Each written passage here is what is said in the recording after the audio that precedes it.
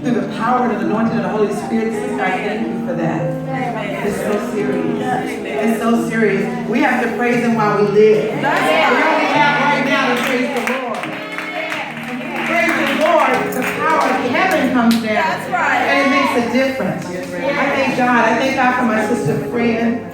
I just love her so much. When I moved to Columbus, and that was so long ago now, I moved to Columbus the second time back in 1991.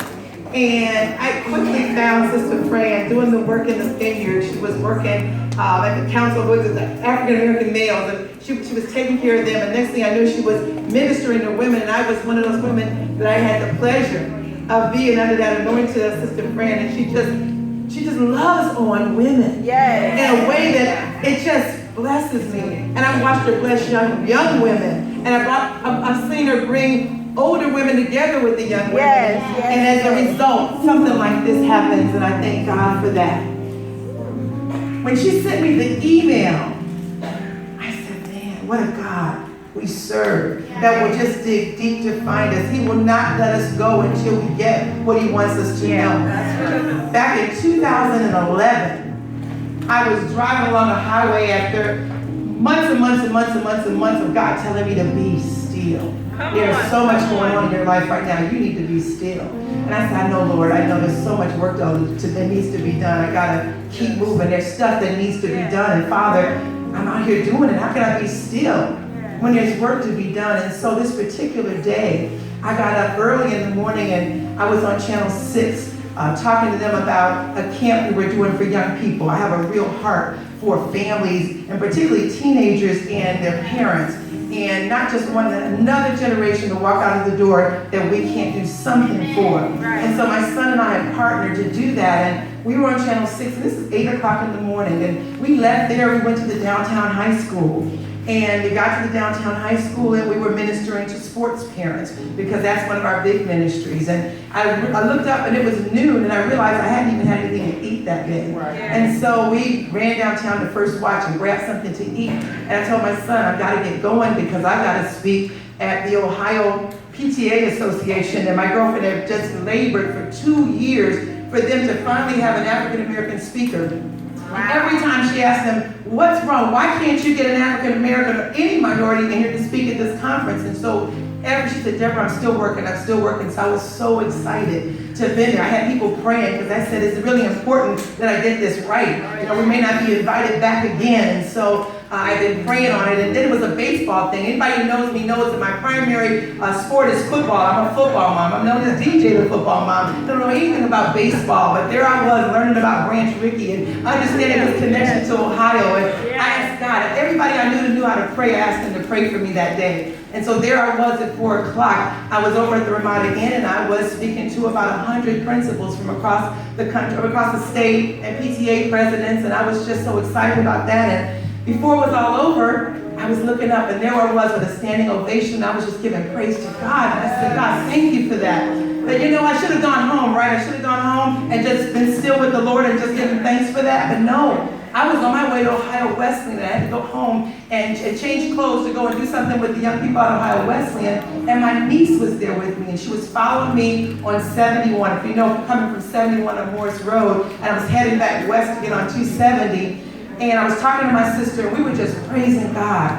And I said, it happened. I said, Mom, the Holy Spirit showed up, and God is so good. And that was the last thing I remembered before I heard all of this crashing about me, and I couldn't figure out what was going on. When I came to, I couldn't figure out where I was, and I kept trying to figure out how I got on the burn, because that's where I thought I was. And I said I was wide awake. I wasn't sleepy. I never in my life had I ever passed out. And I'm sitting there and I'm going, Father, what in the world?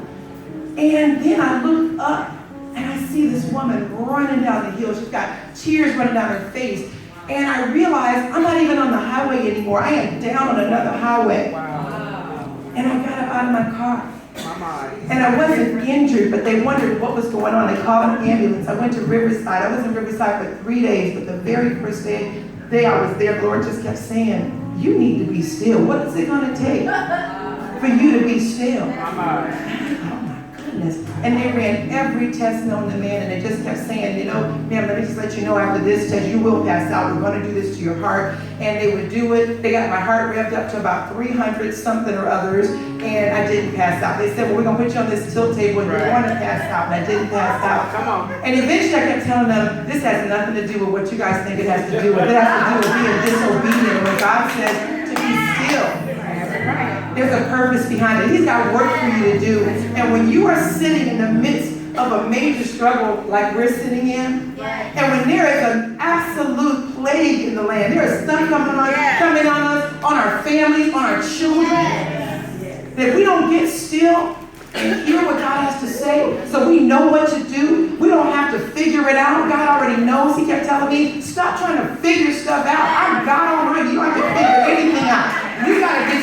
still before me. I'm the one who knows what's going on. I'm the one that's going to be lifted up. And we always talk about be still and know that I am God, but we never think about the part where he says he's going to be raised up above the nations. He is going to be there. He's the focus. We're not the focus.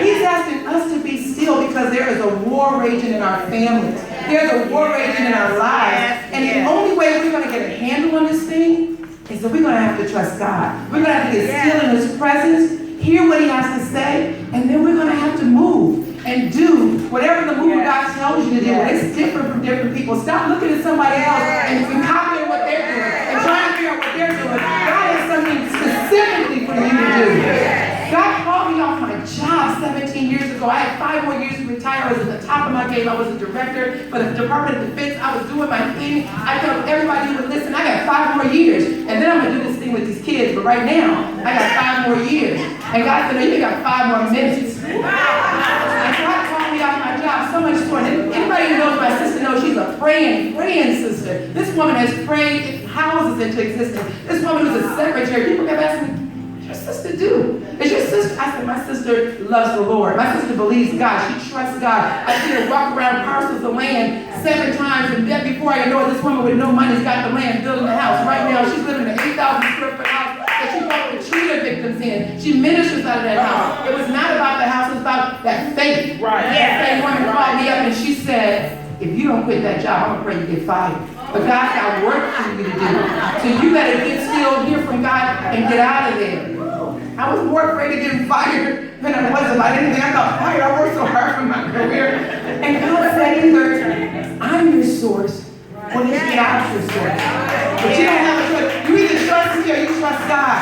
But I was listening this morning to Jeannie back there. It doesn't matter about your bank account. It doesn't matter about what you have. It matters about what God has. He has work for us to do.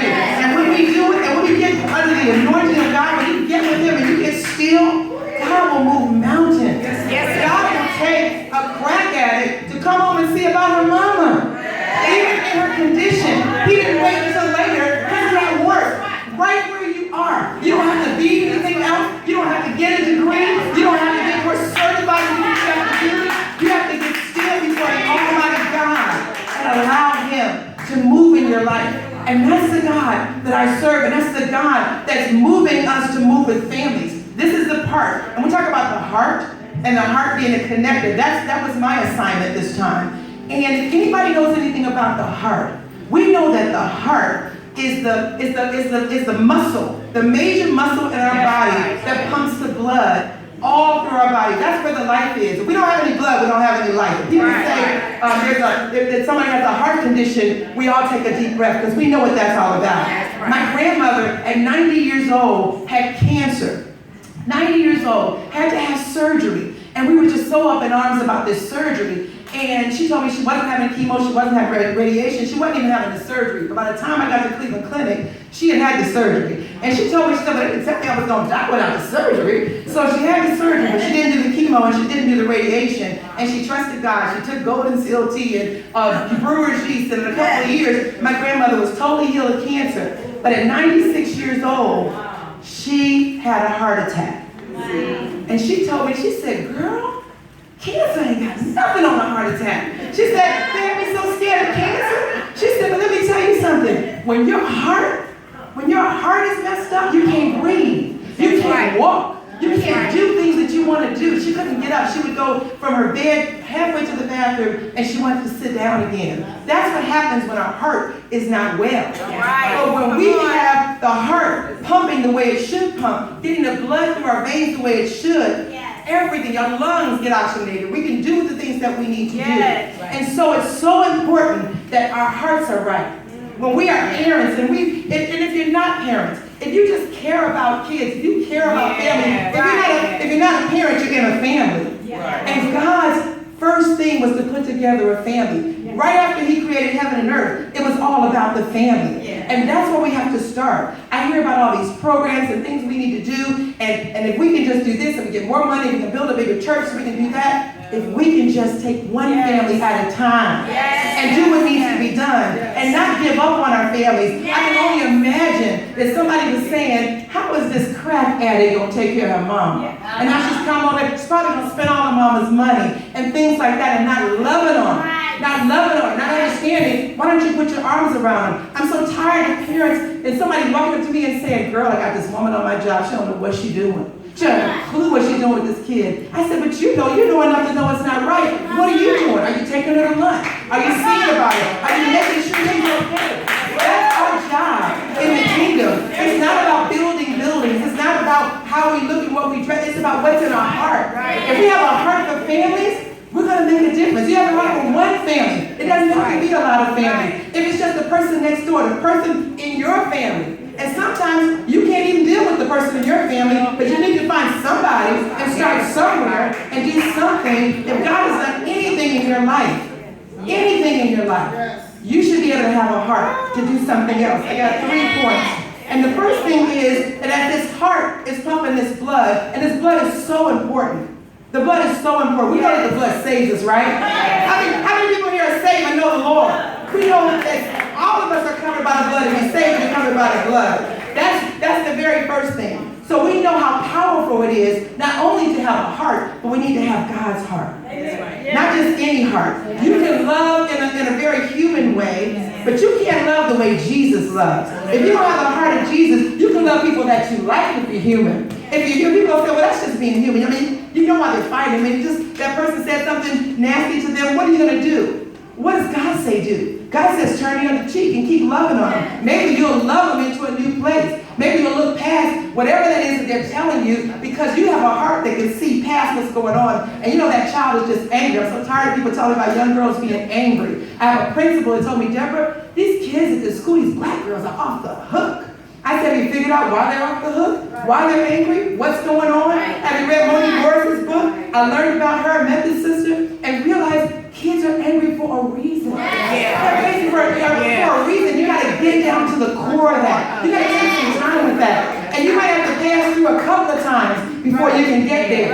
It's not going to happen overnight. But when you have a heart, how many people here are mothers? Have you seen a mother just go and go and go and go the distance? And you're thinking, how does she do that? This kid has stole a car. This kid did this. This kid is still there. She's talking all kind of crazy, and she's still praying. And she's still praying, and she's still loving her. We have a business partner, and he doesn't mind. He's still telling this story, but he said, Debbie, my mother always prayed for me. He always felt different in his family. He looked different. He was the only child in his family who his mother had by somebody else. You know about that. Somebody else. So he looked different. And all of his other kids were pretty in brown skin. He was very light skinned. They called him Big Red, and they talked about him. And he always felt different. So he acted out. He acted out, and eventually he acted out so much, he started doing drugs, serious drugs. He went 30 years on drugs, just craziness, heroin. He was telling me about he was in Vietnam, he's taking heroin, and then he said he'd have a line of cocaine, and then he might have a fifth or something at night. And he said his mama just kept praying. And his mama kept praying. And she kept saying, baby, you got to get off that stuff. And she kept loving on him. She kept inviting him into his home or to her home. She kept taking him to church. She kept inviting him to church. And one day he told me he just got up that morning and got on his knees and asked God to take it away. Now, 30 years later, this man has not touched any drugs, not been in rehab. God was his rehab. That's the power of a praying mama. You come by the blood and you have a heart for God. You can do that, but you got to be covered. You got to be covered because when you're covered by the blood, it covers the whole family. It covers the whole family. If you remember back in Ephesians, and here I am with no glasses, you know better. You know I can see that without my glasses, and it's not Ephesians. You know, it's Exodus 12:13. It's not Ephesians, okay? That's what happened. Today is my 60th birthday, and Lord knows I need my glasses, okay? But in Exodus 12:13, when I see the blood, I will pass over you. This is the Lord talking, and the plague shall not be upon to destroy you. And when I smile, when I smite the land of Egypt. You know we're in Egypt, right? You know there's stuff going on right now, right? There is a plague in the land that's just killing our children. We got crazy stuff going on. I don't have to go through it because you know what it is. Every time we come on the radio, we know what's happening to our families and our children. That's a plague that's on our land. But God is saying, if you're covered by the blood, I'm going to make sure it doesn't come to your house. And even if it tries to get to your house, it's not going to kill you because I'm going to save a remnant. I'm going to take care of that family. I'm going to make sure you're okay. But you got to be covered. Because when you're covered, your prayers are covering your babies and your baby's babies. And you got to keep praying even when you don't see any change happening. You got to trust God. And you got to keep covered. And you can't just be prayed up for today. You have to stay in the presence of God. You have to sit still with Him. You have to hear His voice. And I smiled when the young man was saying he's been talking since birth. That was me. I've been talking since birth. My gift is talking, but my gift wasn't listening. And I kept feeling, people would tell me, they'd say, God, talk to me, girl. He got up and he told me specifically, I'm a minister. How does God talk to you more than He talks to me? What? And she said, oh my God, He just talked. So God told you that. So when you're just sitting with him, and God, Deborah, you need to sit with Him. I said, no, but you're probably talking, Deb. When you're talking, you can't hear it. When you're being still, you gotta hear and listen to Him. I started getting up, I started praying, I started just pressing in. I said, God, I want some of that. It's okay. Now, if you want to cover something, start seeing somebody doing something in the Word. Ask God to give you some of that. He'll give you yours. You don't have to take theirs. You don't have to get your own gift. I started saying, God, I want to hear you. I want you to talk to me in my dreams. I want you to talk to me. I want words to jump off the page. I want you to show me what it is you have for me. And that's what God started doing. Last Wednesday, I cannot make this up. God woke me up out of my sleep, had me get up, had me looking all over my house for high speed or for high places. If you've never read Hannah Menard's book, you need to get it. It's an allegory about a deer called Much Afraid, and she's trying to get to the Good Shepherd. And I'm like, really, Lord? Got that book 17 years ago. You need to go find it. And I'm upstairs, I'm downstairs, I've given away books, I'm wondering where the book is. I find the book, and now I'm reading the book, and I'm not sure where God's going. You don't have to know where God's going. You just need to stay in your lane and go with Him, okay? The next morning, God wakes me up. This time I don't know what to do. I have a study that I do, but God said, I'm doing a new thing in your life. You need to just sit still. So I'm sitting still, and I just flip my Bible open. I'm in 2 Samuel, and He says, I'm going to give you feet like feet of a deer. And I'm thinking, oh my God, okay, Lord. All right, Lord. The next day, I wake up. Once again, does God always wake me up at 3 o'clock? Does He talk in the afternoon? No, He wakes me up at 3 o'clock. And I open up the Jesus Calling, and it says, in Habakkuk, I'm going to give you feet like hinds feet. And I said, okay, Lord, I get it. Okay, you got places for me to go. And I can't be afraid, and I got to go and I got to do the word that you're calling me to do, because there's kids in the valleys. There's families in the valleys. But that's how God will talk to you when you wait on Him. And He's waiting for you. He's there. He's talking all the time. He's pressing in all the time. But He's waiting for you to sit still long enough to hear what He has to say. Because He's got some place for you to go, and it's so good. When you get it, you can block out everything else. And all of a sudden, I started sitting still. I started moving things out of the way. Things that I was afraid to let go of, I started letting go of. And then I had to let go of my plans, which is very scary for me, because everything has a plan in my life. And all of a sudden, God said, no, my plan is your plan. In fact, He has another dream. All of a sudden, I'm on 71 in a dream. In my truck, I look up and I am at a store. No truck. I'm looking around for my truck. I cannot find my truck.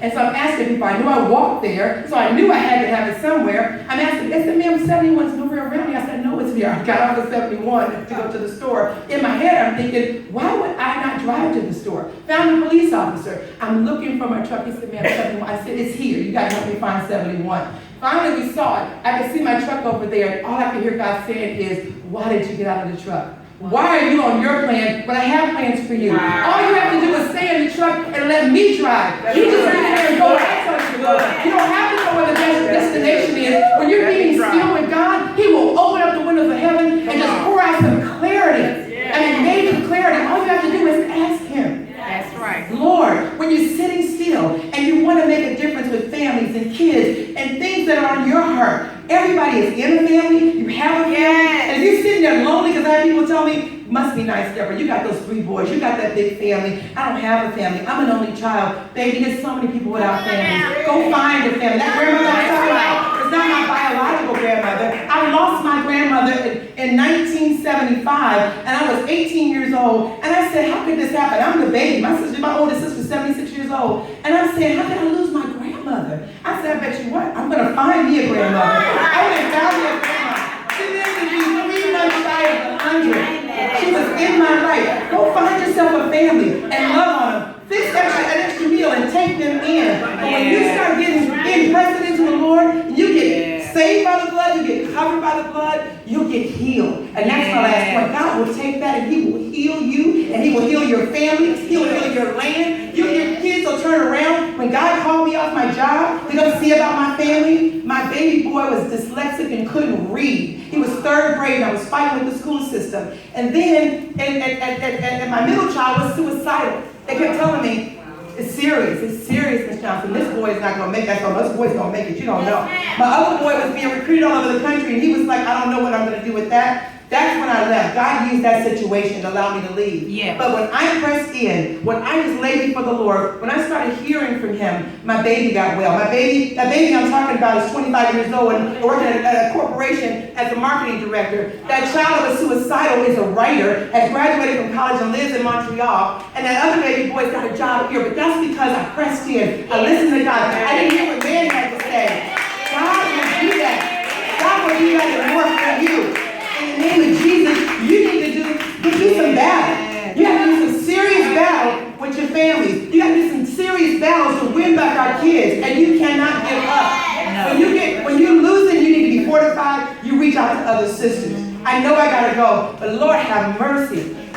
When you're covered by the blood, when you're saved by the Almighty, you'll get healed. Your family will get healed. You'll get a blessing. Press in. Sit still, and when you're sitting still, make sure you listen. And when God wakes you up, no matter what time it is, no matter what you're doing, stop what you're doing and hear what He has to say. Because He'll take you someplace. Amen.